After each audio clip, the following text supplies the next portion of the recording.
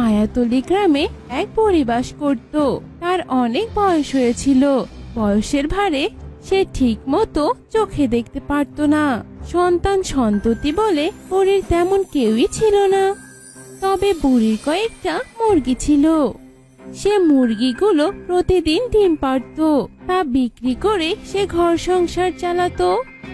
একদিন এক চোরের নজর পড়ে সেই বুড়ির বাড়ির দিকে। আরে, এ তো এক অসহায় বুড়ি। এর সাথে তো কেউই থাকে না। যাই, বুড়ি তো একাই থাকে। এর বাড়ি চুরি করার মতো সহজ কাজ আর একটাও নেই।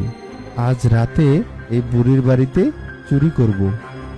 এরপর সেই চোর প্রতি রাতে সেই বুড়ির বাড়িতে আসে আর প্রতি রাতে একটা একটা করে জিনিস চুরি করে নিয়ে যায়। সন্ধ্যা হলে বুড়ি তো আর চোখে দেখে না। তাই সে বুঝতে পারে না কি করে তার জিনিসপাতি আস্তে আস্তে নাই হয়ে যাচ্ছে। এভাবে দেখতে দেখতে চোর বুড়ির সব জিনিসপত্র চুরি করে নিয়ে গেল।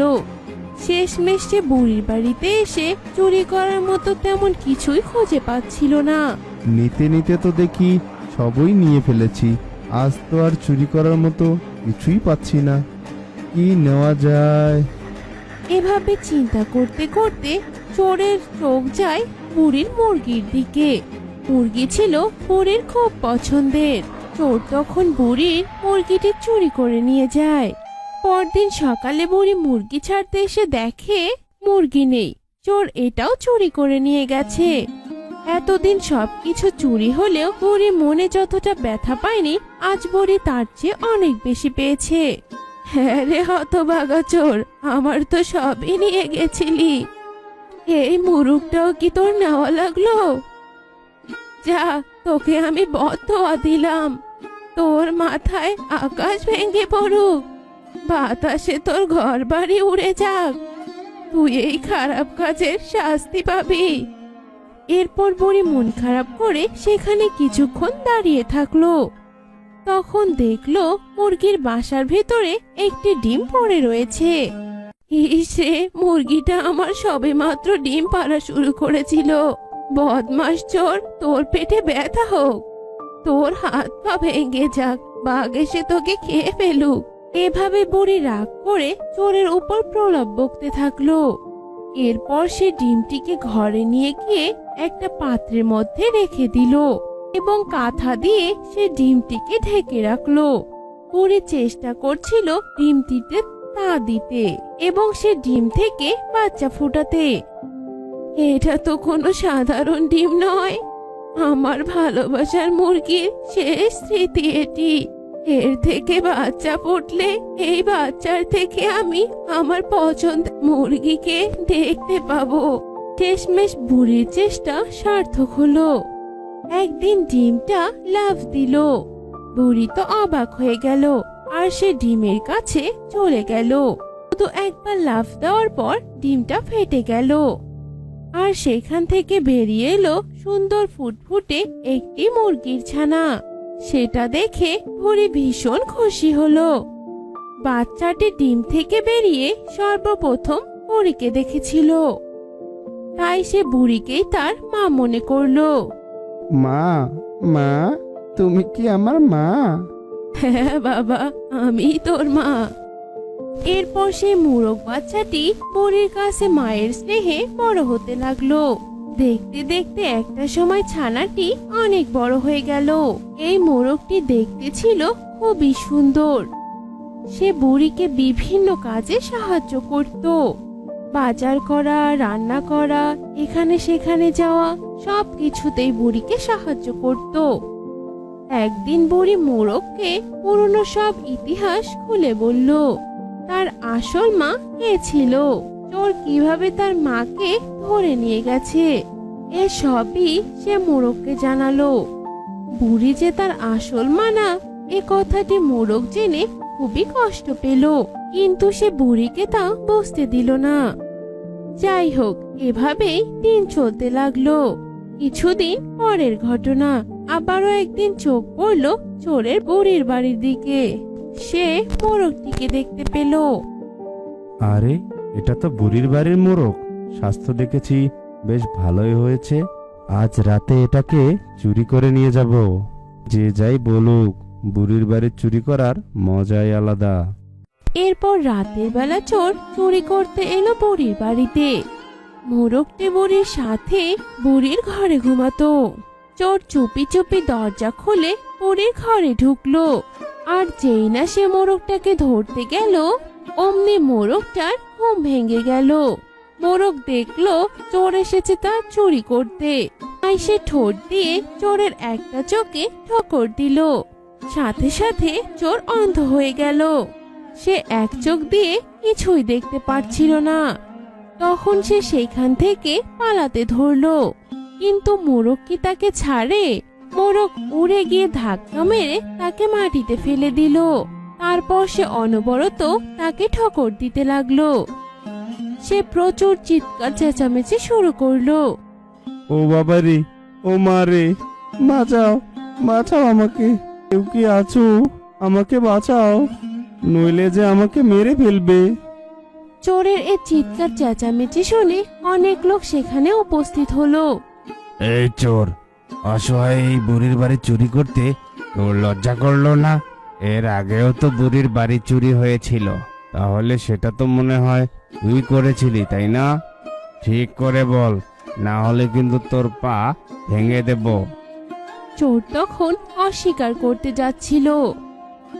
সে মিথ্যা কথা বলতে চাচ্ছিল, কিন্তু মোরগের দিকে তাকিয়ে তার আর সাহস হচ্ছিল না। অকপটে সে সব সত্য কথা স্বীকার করলো। হ্যাঁ, আমি বুড়ির বাড়ি চুরি করেছিলাম, আমি খারাপ কাজ করেছিলাম, আমাকে মাফ করে দাও।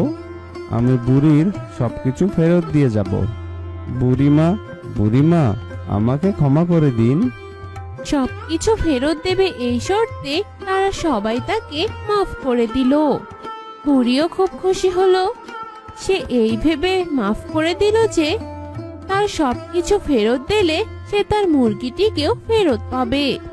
আর মোরগও খুব খুশি হলো এই ভেবে যে সে তার মাকে ফিরে পাবে। পরদিন চোর একে একে সবকিছু ফেরত দিল, কিন্তু চুরি করে নিয়ে যাওয়া সেই মুরগিটা ফেরত দিল না। সবই তো ফেরত দিলি, কিন্তু আমার প্রিয় মুরগিটা কোথায়? সেটা ফেরত দিবি না? আমি তো সেটা বাজারে বিক্রি করে দিয়েছি, তাই তো তোমাকে সেটা আর ফেরত দিতে পারছি না। আমি তোমার কাছে ক্ষমা চাইছি। এদিকে মুরগি ফেরত না পাওয়াতে পরি মন মারা হয়ে রইল। মোরগের দিকে তাকিয়ে সে বলল, তোর মাকে ফেরত আনতে পারলাম না রে বাবা। এ কথা শুনে মোরগ বলল, আমার মায়ের দরকার নেই, আমি ছোটবেলা থেকেই তোমার কাছে বড় হয়েছি। তুমি তো আমার মা, তুমি আমার বাবা। আয় বাবা, আমার বুকে আয়, তুই হলি বুড়ি মায়ের মোরগ ছেলে। এরপর থেকে কোনো চোরই বুড়ির বাড়ির দিকে আসার সাহস পেত না। সবাই জেনে গিয়েছিল এ বুড়ির মোরগ ছেলে আছে। বুড়ির কোনো ক্ষতি করতে গেলেই মোরগ ছেলে তাকে শাস্তি দিবে। তখন কোনো দুষ্ট লোকে সেদিকে আর পা বাড়াতো না। বুড়ি আর মোরগ খুব সুখে শান্তিতে দিন কাটাতে লাগলো। তো বন্ধুরা, আজকে আমাদের গল্পটি তোমাদের কাছে কেমন লেগেছে তা কমেন্টে জানাতে ভুলো না কিন্তু। উদাসীন হয়ে বাগানে বসে আছো? বলি সারাদিন রাজ্যের কাজ করো, রাজ্যের প্রজাদের মুখে হাসি ফোটানোর জন্য খেটে মরছো, অথচ দিন শেষে তুমি নিজেই মলিন মুখে বসে আছো। কি করব গিন্নি, যখন সব কাজ শেষ করে প্রাসাদে ফিরি, মেয়ের মলিন মুখটা দেখে আমার মাথায় আকাশ ভেঙে পড়ে। একটা মাত্র মেয়ে আমার, মনে আছে গিন্নি? তুমি যখন গর্ভবতী হলে তখন মেয়েকে নিয়ে কত স্বপ্ন দেখেছিলাম। অবশেষে প্রাসাদ আলো করে পুতুলের মতো একটা সুন্দর কন্যা জন্ম নিল, কিন্তু সেই কন্যা কিনা অন্ধ। হ্যাঁ গো, আমারও তো একই প্রশ্ন। কি যে পাপ করেছিলাম, ঈশ্বর যে কেন আমার মেয়েটাকে অন্ধ বানিয়েছে। তবে এই ব্যাপারটা নিয়ে যদি তুমি সব সময় মন খারাপ করে থাকো, তাহলে তো আমারও খারাপ লাগে। আর তুমি তো মেয়ের চোখ ঠিক করার জন্য কম চেষ্টা করনি। আশেপাশের সব রাজ্য থেকে কবিরাজ বৌদ্ধ মশাই এসেছে, কিন্তু পূজার চোখ তো একদম ঠিক করতে পারিনি। মেয়েটার আমার মায়াবী দুটো চোখ, কিন্তু দেখো সেই চোখে আর আলো নেই। এবার আলো ফোটানোর একটা ব্যবস্থা করবই আমি রানী, করব। আমি চম্বকনগরের এক সাধু বাবাকে খবর পাঠিয়েছি। ওই সাধু বাবা খুবই প্রসিদ্ধ। সাধু বাবা নাকি সব সমস্যার সমাধান বলে দিতে পারে। তবে সাধু বাবা একবার আসুক, দেখি উনি আমার পূজা মায়ের চোখ ঠিক করার কোনো উপায় বলে দিতে পারে কিনা। এরপর রাজা সূর্য সেন ও রানী মধুমিতা সাধু বাবা আসার জন্য অপেক্ষা করতে থাকে। আর কদিন পরই সাধু বাবা আসেন।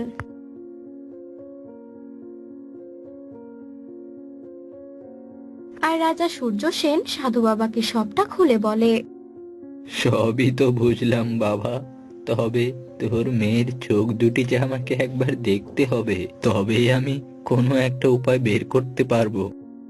এরপর রাজা সূর্য সেন ও রানী মধুমিতা সাধু বাবাকে নিয়ে অন্ধ পূজার কাছে যায়। পূজা অন্ধ হলেও তার অনুভূতি শক্তি খুবই প্রখর ছিল। কে এসেছে? মা বাবা, কে এসেছে? তোমরা কি একা এসেছো নাকি তোমাদের সঙ্গে কেউ আছে? বলো না মা বাবা। হ্যাঁ রে মা, চম্বকনগর থেকে সাধু বাবা এসেছেন। তোর চোখ দুটো দেখতে রে মা। এখন চুপটি করে বসতো মা। আর সাধু বাবা পূজার মায়াবী চোখ দুটো ভালোভাবে দেখতে থাকে।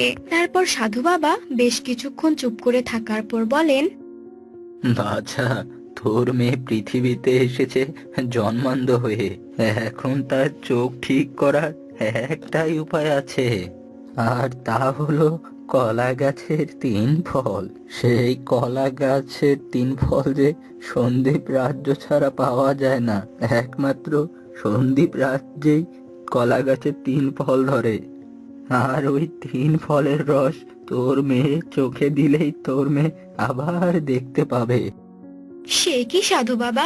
সন্দীপ রাজ্যে তো কোনো মানুষ থাকে না। আর ওই রাজ্যে যেতে হলে তো সমুদ্র আর মরুভূমি পেরুতে হবে, আর তা যে খুবই কঠিন। যতই কঠিন হোক, আমি সন্দীপ রাজ্যে গিয়ে ওই 3 ফল নিয়ে আসবো। রানী মধুমিতার কোনো কথা না শুনে রাজা সূর্যদেব সেন সন্দীপ রাজ্যের সেই কলা গাছের 3 ফল নেওয়ার জন্য বেরিয়ে পড়ে।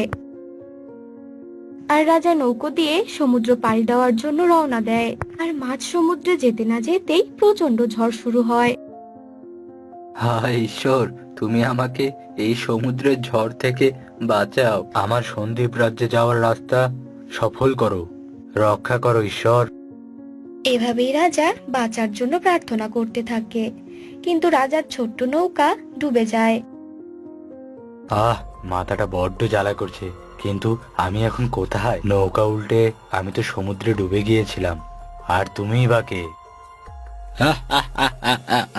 তুই আমাকে চিনতে পারছিস না? আমি মরুভূমির দৈত্য, আর আমি এখন তোকে খাবো। আরে, তবে কি আমি মরুভূমিতে চলে এসেছি? তার মানে আর কিছু দূর গেলে আমি সন্দীপ রাজ্যে পৌঁছে যাব। দৈত্য দাদা, দয়া করে তুমি আমাকে এখন খেও না, তাহলে আমার মেয়ের চোখে আলো ফোটানোর স্বপ্ন যে স্বপ্নই থেকে যাবে। একটু দয়া করো দৈত্য দাদা, আমি যে আমার মেয়ের জন্য প্রাণের ঝুঁকি নিয়ে এত দূর এসেছি। এরপর রাজা সূর্যদেব সেন দৈত্যকে সব ঘটনা খুলে বলে। আচ্ছা ঠিক আছে, আমি তোকে খাবো না, বরং আমি তোকে সন্দীপ রাজ্যে পৌঁছে দেব। এরপর দৈত্য তার জাদু বল দিয়ে অনেক বড় আকার ধারণ করে। আর রাজা সূর্যদেব সেনকে তার হাতে তুলে নেয় আর সন্দীপ রাজ্যে চলে যায় সেই 3 ফলের গাছের কলা গাছের কাছে। আর রাজা সূর্যদেব সেন কলা গাছের 3 ফল দেখতে পায়। এই তো কলা গাছে 3 ফল। আর দেরি নয়, এই কলা গাছে 3 ফল নিয়ে আমাকে রাজ্যে দ্রুত যেতে হবে। এরপর রাজা সূর্য সেন কলা গাছ থেকে 3 ফল পেড়ে নেয়। এরপর দৈত্য রাজা সূর্যদেব সেনকে নিয়ে নদীর কাছে চলে আসে। আর দৈত্য জাদু করে একটা নৌকা নিয়ে আসে।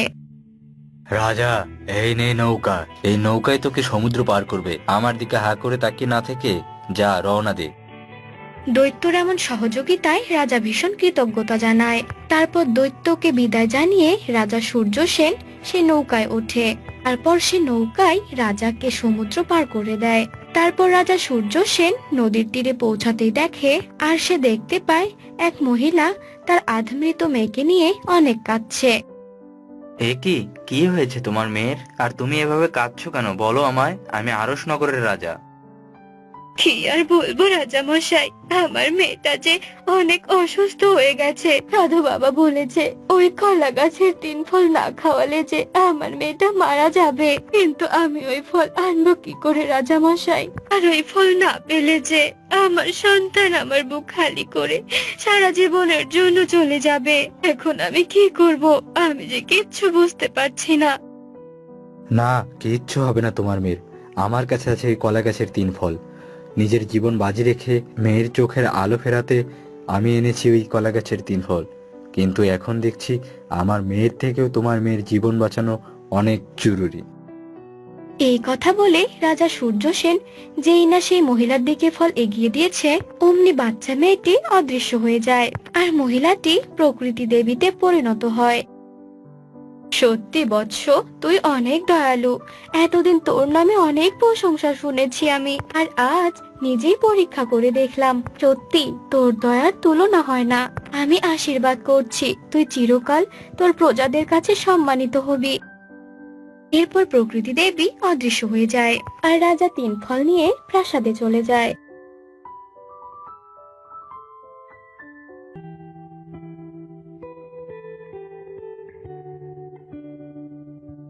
আর কলা গাছের 3 ফলের সাহায্যে রাজা সূর্যদেব সেন কলা গাছের 3 ফলের সাহায্যে তার কন্যা পূজার চোখের দৃষ্টি ফেরায়। আর পূজার চোখের দৃষ্টি ফেরাতেই রাজ্যের সকলের মুখ আলোকিত হয়ে যায়। চটপটে ও চতুর ছিল। দুষ্টু সব সময় তার মায়ের সাথে দুষ্টামি করত। নিরুপমা একটু বোকাশোকা ছিল, তাই মেয়ের চালাকির ব্যাপারে বেশি একটা বুঝতো না। দুষ্টুর মাথায় ভালো চিন্তার থেকে খারাপ চিন্তাই বেশি ঘুরতো। সে কথাতেও অনেক পাকা ছিল। মা দুষ্টু, মা কোথায় গেলি? একটু শুনে যা তো। কি হয়েছে, ডাকছো কেন? এমন ভাবে কথা বললি মনে হয় কোন বড় কাজটা করে এলি। হ্যাঁ, অনেক বড় কাজই তো করেছি, অনেক পড়াশোনা করে এলাম। তুমি তো বলো জ্ঞানের জাহাজ হতে হবে, সবকিছুতেই শুধু তর্ক করা। আমি কি তোর থেকে কম জানি? আচ্ছা মা, মায়েরা কি সব সময় মেয়ের থেকে বেশি জানে? হ্যাঁ, বেশি তো জানে। তা বলো তো, মাধ্যাকর্ষণ কে আবিষ্কার করেছে? এটা তো সহজ প্রশ্ন, এটা আমি জানি। মাধ্যাকর্ষণ আবিষ্কার করেছে নিউটন। তাহলে বলো তো, মেয়ের থেকে মায়েরা যদি বেশি জানে তাহলে নিউটনের মা সেটা কেন আবিষ্কার করতে পারলো না? হ্যাঁ হ্যাঁ, পড়তে পড়তে জ্ঞানের জাহাজ হয়েছিস, ভালো কাজের বেলায় নাই, শুধু অকাজ। মা, আমাকে একদম এভাবে বলবে না। তুমি জানো আমি কাল 3টা পর্যন্ত পড়েছি। মিথ্যা কথা বলার আর জায়গা পাস না। কাল সারা রাত কারেন্টই ছিল না, তাহলে তুই কেমনে পড়াশোনা করলি? হ্যাঁ, তাহলে মা বলো আমি কি মনোযোগ দিয়ে পড়াশোনা করছি যে কারেন্ট চলে গেছে আমি তাও বুঝতে পারিনি। শুধু পাকা পাকা কথা, একদম মুখে মুখে তর্ক করবি না। মা, তুমি আবারও মিথ্যে কথা বলছো। তোমার মুখ কোথায় আর আমার মুখ কোথায়? আমি তো তোমার থেকে 5 ফুট দূরে থেকে কথা বলছি, তাহলে মুখে মুখে কিভাবে কথা বললাম? তুই চুপ করবি? তোর শুধু পাকা পাকা কথা। মা, কথা আবার পাকা হয় কিভাবে? বুঝতে পারলাম না। তুই চুপ কর, তোকে বুঝতে হবে না। মাথাটা আমার শেষ করে দিলি। তুই যা তো, যা খেলতে যা। আচ্ছা ঠিক আছে মা, তবে একটা কথা বলি মা। আর কোনো কথা না, তুই যা। আচ্ছা ঠিক আছে, আমি চলি তবে। মা, আমি একটু জঙ্গলে ফুল আনতে চাই। তোর যেখানে ইচ্ছা তুই যা মা, তবে এক্ষুনি যা। এরপর দুষ্টু জঙ্গলে চলে যায় আর হঠাৎ করে একটি কুঠির দেখতে পায়। বড্ড জল তেষ্টা পেয়েছে, যাই ওই কুঠিরে যাই, যদি কেউ থাকে তবে একটু জল চাইবো। এই বলে দুষ্টু সেই কুঠিরে যায় আর ডাকতে থাকে, বাড়িতে কেউ আছেন? ঠিক তখনই এক বৃদ্ধা বাইরে আসে। কি গো মা, তুমি এখানে কি চাই? বুড়িমা, খুব জল তেষ্টা পেয়েছে, একটু জল দেবে? আরে বাছারা আমার, বুঝি জল তেষ্টা পেয়েছে? এসো মা, ঘরে এসো। এরপর বুড়ি দুষ্টুকে ঘরে নিয়ে যায়। আমি তোমার ঠাকুমার মতোই, তুমি খুব ক্লান্ত। ইস, মুখটাও কেমন শুকিয়ে গেছে। তুমি বসো, আমি তোমার জন্য খাবারের ব্যবস্থা করছি। আমার ক্ষুধা পাইনি বুড়িমা, আমার শুধু জল হলেই চলবে। আর আমার ঠাকুমা রয়েছে, তাই আপনাকে আর আমার ঠাকুমা হতে হবে না। এক ঠাকুমার জ্বালাই সহ্য হয় না, আবার আরেক ঠাকুমা। এই মেয়ে তো দেখছি বেশি দুষ্টু। এখানে একে আর বেশিক্ষণ আটকে রাখা যাবে না, একে কিছুক্ষণ আটকে রাখতে হবে। আচ্ছা ঠিক আছে বাছা, আমি তোর ঠাকুমা নই, তুই একটু বস, আমি তোর জন্য একটু মজার খাবার নিয়ে আসছি। আচ্ছা ঠিক আছে, এত করে যখন বলছো তখন দেখছি তুমি আমার জন্য কি খাবার নিয়ে আসো। আচ্ছা ঠিক আছে বাছা। এই কথা বলে বুড়ি বাইরে আসে আর হঠাৎ করে একটি ভয়ঙ্কর ডাইনির রূপ ধারণ করে। কতদিন মানুষের মাংস খাই না, আজ এই কচি বাচ্চার মাংস খাবো। জিভটা আমার লোভে চকচক করছে। জঙ্গলের পশু পাখি খেয়ে আমার যে একবারে অরুচি ধরে গেছে। যাই, এই খুশিতে একটু ঘুরে আসি, সেই মাংসের হালুয়া খাবো। এই বলে ডাইনি সেখান থেকে চলে যায় আর দুষ্টু ঘরে বিশ্রাম নিতে থাকে। আর তখনই এক পাখি এসে দুষ্টুকে ডাকতে থাকে। তুমি এখানে কি করছো? এখানে কেন এসেছো? এক্ষুনি চলে যাও, এখানে তোমার অনেক বিপদ। বিপদ? কি বিপদ? মা তো বলতো আমি নাকি যেখানে যাই সেখানেই বিপদ হবে। কি আমি বিপদের কারণ? হতেও পারে, তবে তুমি কে?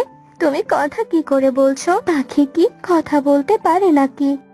আমি কোনো পাখি নই, আমি আসলে একটি পরী। আর তুমি যাকে ঠাকুমা ভাবছো ও আসলে একটা রাক্ষসী। ওই ডাইনি জাদু করে আমার পাখি বানিয়ে দিয়েছে। কি? ওই বুড়ি এক ডাইনি? কি সাংঘাতিক! তবে পরি বন্ধু, আমার না খুব শখ আমি পাখি হয়ে আকাশে উড়বো। ওই ডাইনি কি আমার পাখি বানিয়ে দেবে? তুমি তো দেখছি বড্ড দুষ্টু। ডাইনির কথা শুনে তোমার ভয় লাগছে না? দূর না, ডাইনিকে ভয় পাওয়ার মতো কি আছে? উনি তো আর আমায় খাবে না, আমার পাখি বানাবে। আর আমার কতদিনের শখ আমি পাখি হয়ে আকাশে উড়বো। আরে পাজি মেয়ে, ও তোমায় পাখি বানাবে না, ও তোমায় মাংসের হালুয়া বানিয়ে খাবে। আচ্ছা পরি আপু, মানুষের হালুয়া খেতে কেমন গো? মাকে বলবো, তাহলে আমাকেও রান্না করে দেবে। ওই ডাইনি তো তোমাকে খেয়ে ফেলবে, তবে তুমি মাকে কি করে বলবে? তাই তো, এটা তো ভেবে দেখিনি। তবে এখন কি হবে? কি করে বাঁচবো আমি? আমি বাঁচাবো তোমায়, তবে আমাকেও তোমার সাহায্য করতে হবে। আচ্ছা ঠিক আছে, আমি তোমার সাহায্য করব। কি করতে হবে বলো তো আমায়। এরপর পাখিটি একটি ফল এনে দুষ্টুকে দেয় আর বলে, এটা কোনো সাধারণ ফল নয়, আমি অনেক দেশ ঘুরে এই ফল পেয়েছি। এই ফলটি যদি ওই ডাইনি খায় তাহলে সঙ্গে সঙ্গে ওর মৃত্যু হবে আর আমিও মুক্তি পেয়ে যাব। তোমাকে দেখে তো বুদ্ধিমতী মনে হয়, তাই যে করেই হোক তোমাকে এই ফলটি ওই ডাইনিকে খাওয়াতেই হবে। ও এই কথা, তুমি চিন্তা করো না পরি বন্ধু, আমি এবার ডাইনিকে মাংসের হালুয়ার বদলে ফলের হালুয়া খাওয়াবো। আচ্ছা ঠিক আছে, আমি এখন যাই, ওই ডাইনি যখন তখন আসতে পারে। এই বলে পাখিটি লুকিয়ে পড়ে আর কিছুক্ষণ পরে ওই ডাইনি আসে আর রূপ বদল করে কুঠিরে প্রবেশ করে। আর দুষ্টুর হাতে ফলটি দেখে ডাইনি রূপী বুড়ি বলে, ওটা কি বাছা তোমার হাতে? ও বুড়িমা, এটা এটা একটা ফল গো। কেন? এটা কোনো সাধারণ ফল নয়, আমি এই ফলটি আমার ঠাকুমার জন্য নিয়ে এসেছি। জানো তো, এই ফল যদি কেউ খায় তাহলে 70 বছরের বুড়ি 17 বছরের যুবতী মেয়ে হয়ে যাবে আর বুড়ি থেকে অনেক সুন্দরী মেয়ে হয়ে যাবে। এই কথা শুনে ডাইনিও সুন্দরী হওয়ার আশায় দুষ্টুকে বলে, আমি তো তোমার ঠাকুমার মতোই, তাই তুমি ওই ফলটা আমায় দাও, আমি খেয়ে ছুরি হয়ে যাই। সুন্দরী হওয়ার লোভে ডাইনি রূপী বুড়ি ফলটি খেয়ে ফেলে আর সঙ্গে সঙ্গে বুড়ি ডাইনির রূপ ধারণ করে আর ভস্ম হয়ে যায় আর পাখিটিও তার পরের রূপ ফিরে পায়। তোমায় অনেক ধন্যবাদ, তুমি আমার রূপ ফিরিয়ে দিয়েছো, তাই আমি তোমায় পুরস্কার দিতে চাই। এই বলে পরি দুষ্টুকে অনেক সোনা দেয় আর দুষ্টুও পরীকে ধন্যবাদ জানিয়ে সোনা নিয়ে তার বাড়ি চলে যায়।